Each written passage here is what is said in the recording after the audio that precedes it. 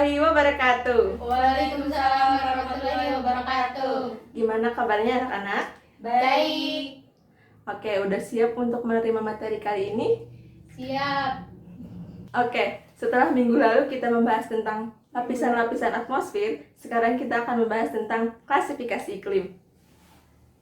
Nah, klasifikasi iklim di bumi kita ini dibagi menjadi 5 klasifikasi. Yang pertama, klasifikasi iklim matahari. Yang pertama, klasifikasi iklim matahari.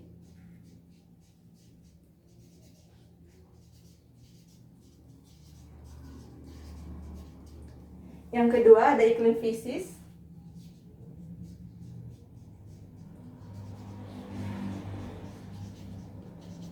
Yang ketiga, ada iklim menurut Köppen.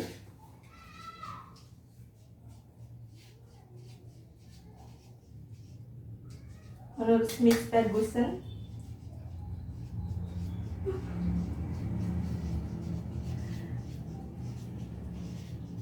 Dan yang terakhir menurut Haldeman.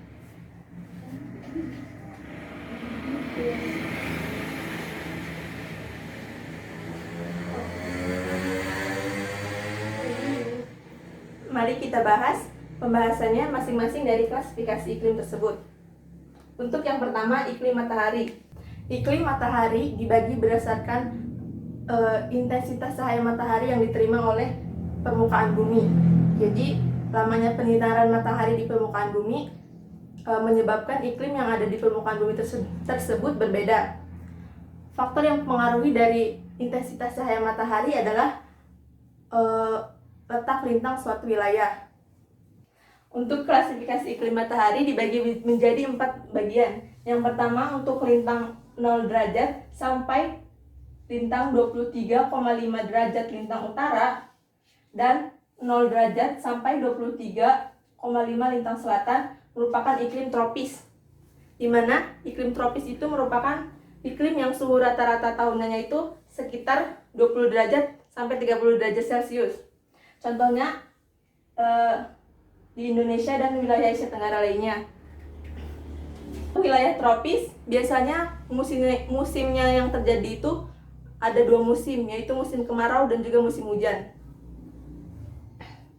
Untuk iklim selanjutnya yaitu dari 23,5 derajat sampai 40 derajat lintang utara dan 23 derajat 5 dan 23,5 derajat sampai 40 derajat lintang selatan merupakan iklim subtropis. Di mana iklim subtropis itu merupakan iklim yang ketika musim dingin itu tidak terlalu dingin dan ketika musim panas tidak terlalu panas. Di iklim subtropis ini terdapat 4 musim. Yang pertama ada musim semi, musim salju atau musim dingin, musim panas, dan musim gugur. Untuk selanjutnya yaitu daerah di lintang 40 derajat sampai 66,5 derajat lintang selatan dan 40 derajat sampai 66,5 derajat lintang utara merupakan daerah iklim sedang. Untuk iklim sedang itu biasanya anginnya itu berubah-ubah dan tekanan udaranya juga berubah-ubah, jadi tidak menentu karena hampir mendekati kutub utara. Untuk yang terakhir, dari lintang 66,5 derajat sampai kutub selatan dan 66,5 derajat sampai kutub utara itu merupakan iklim dingin. Nah, untuk iklim dingin dibagi menjadi 2 iklim lagi. Yang pertama, iklim Mediterania, dan kedua iklim salju abadi. Nah, untuk iklim Mediterania yaitu iklim yang ketika musim dingin itu terjadi sangat lama dan lapisan-lapisan esnya itu menutupi permukaan tanah. Sedangkan ketika terjadi musim panas yang terjadi sangat singkat, lapisan tanah itu terdapat rawa-rawa karena pencairan es. Untuk iklim es yaitu terdapat salju abadi yang suhunya itu sangat rendah, seperti contohnya di kutub utara dan kutub selatan. Selanjutnya yaitu iklim fisis. Nah, kalau untuk iklim fisis yaitu iklim yang pembagiannya itu berdasarkan lingkungan alam di sekitar. Faktor yang mempengaruhi dari iklim fisik ini antara lain topografi atau ketinggian tempat, arus laut, vegetasi, dan masih banyak lainnya. Untuk klasifikasi iklim fisik dibagi menjadi 4 bagian. Yang pertama ada iklim laut, iklim darat, iklim musim, dan iklim gunung.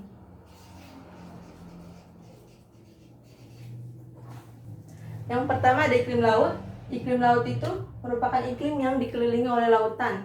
Jadi suhu yang berada di daerah iklim laut ini cenderung lebih tinggi karena penguapan airnya juga lebih tinggi daripada wilayah lainnya. Selanjutnya ada iklim darat. Kalau iklim darat berbalikan dengan iklim laut karena iklim darat itu merupakan wilayah yang terletak di antara tengah-tengah benua. Jadi tidak ada faktor dari arus angin lautnya. Selanjutnya ada iklim musim. Iklim musim itu terjadi karena dilewati oleh angin musim dingin dan juga angin musim panas yang terjadi setiap 6 bulan sekali. Untuk yang dilewati angin musim dingin itu akan terjadi musim hujan.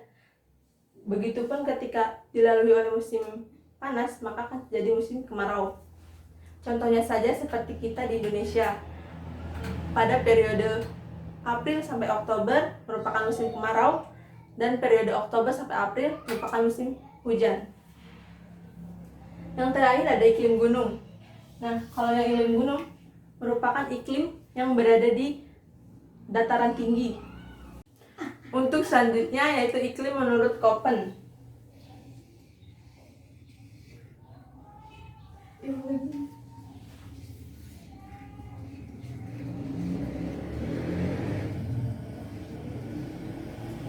Untuk iklim menurut Köppen sebenarnya hampir sama dengan iklim matahari.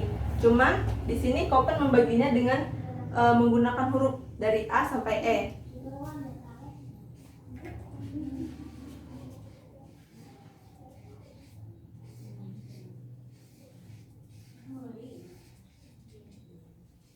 Untuk iklim tipe A atau iklim tropis hampir sama dengan iklim matahari. Cuman di sini Köppen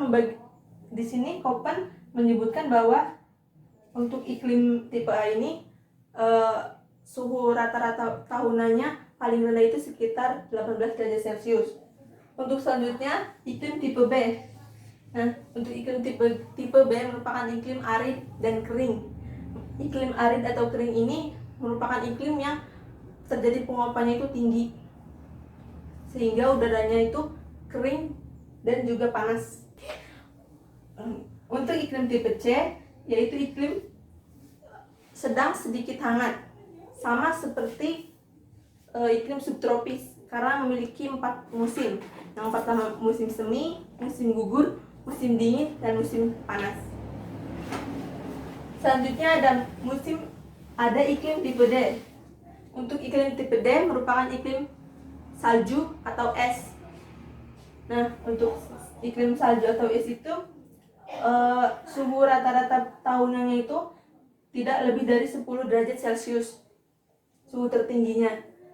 Dan yang terakhir untuk iklim tipe E merupakan iklim salju abadi. Jadi iklim salju abadi itu sama seperti penjelasan di iklim matahari tadi. Itulah dari iklim menurut Köppen. Ada yang mau ditanyakan? Tidak. Untuk tipe klasifikasi iklim yang keempat yaitu Schmidt-Peterson.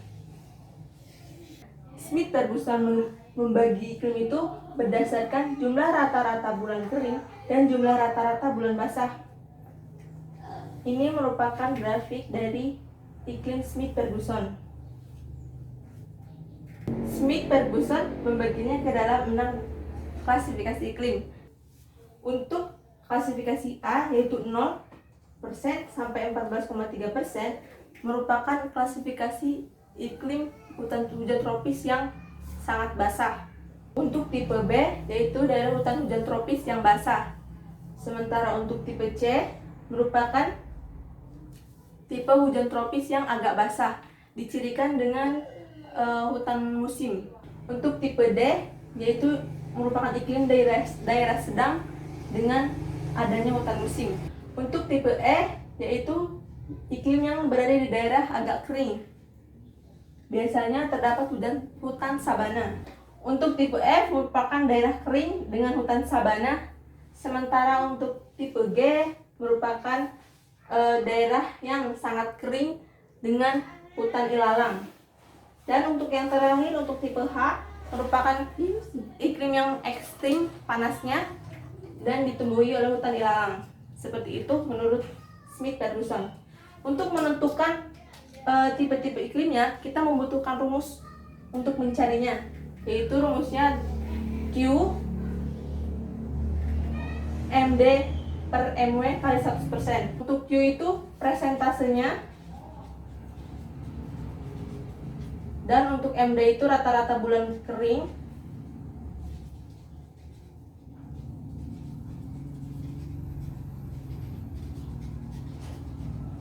dan untuk MW merupakan rata-rata bulan basah.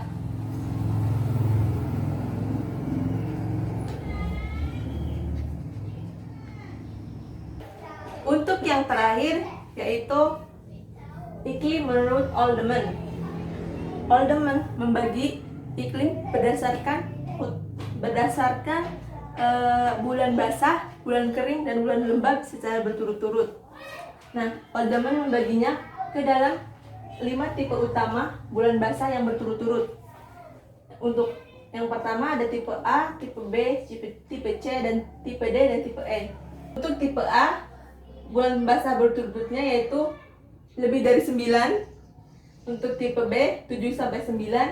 Untuk tipe C 5-6. Tipe D 3-4. Dan tipe E kurang dari 3. Sementara untuk bulan keringnya, Oldeman membagi menjadi 4 bagian. Yang pertama subdivisi 1, yaitu kurang dari 2. Subdivisi 2, 2-3, subdivisi 3, 4-6, dan subdivisi 4, lebih dari 6. Dengan demikian, Oldeman membagi klasifikasi iklim sebagai berikut.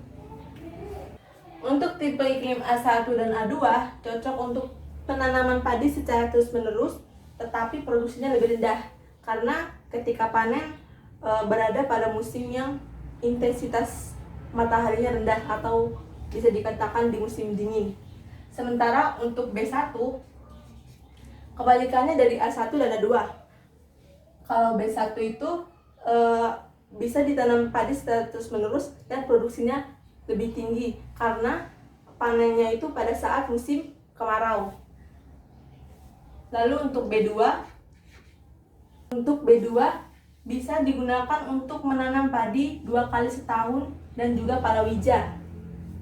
Untuk C1 bisa menanam padi sekali setahun dan palawija 2 kali setahun. Untuk C2, C3, dan C4 hanya mampu menanam padi 1 tahun sekali, kemudian menanam palawija 2 tahun sekali, tetapi dengan perawatan yang lebih intensif. Untuk D1 bisa menanam padi hanya 1 tahun sekali, tetapi dengan produksi yang lebih tinggi karena ketika panen itu merupakan musim yang intensitas cahaya mataharinya tinggi.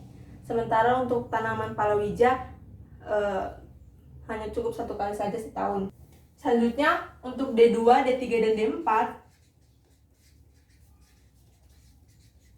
Untuk D2, D3, dan D4 hanya mampu menanam padi dan palawija hanya 1 tahun sekali. Itu pun tergantung dengan kondisi air.